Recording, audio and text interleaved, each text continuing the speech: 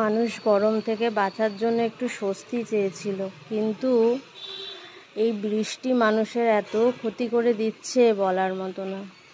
লাগাতার সেই এক মাস হতে চললো বৃষ্টি, চারিদিকে বান বন্যা সব ভেসে যাচ্ছে, যা তা অবস্থা। আমাদের বাড়ির সামনেও বৃষ্টি হচ্ছে, জল জমছে, আবার কিছু বলার নেই। পুরো বর্ধমানের অর্ধেক জায়গায় এরকম, রাস্তাঘাট ভাঙাচোরা, ট্রেনের নিকাশি ব্যবস্থা নেই, সব মিলিয়ে মিশিয়ে চলছে।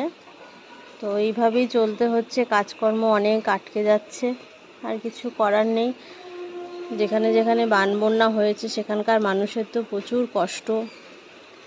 আমাদের এখানকার অবস্থা দেখুন, দেখতে পাচ্ছেন ড্রেনের সামনে কীরকম, এই দেখুন আমার গেটের সামনেটা কেমন জল জমে আছে। সব জায়গায় একই অবস্থা, গ্রাম শহর বলে কিছু নেই। গ্রামের তো নদী নালা বেশি, ওখানে কষ্টটা বেশি রয়েছে, আর কিছু করার নেই।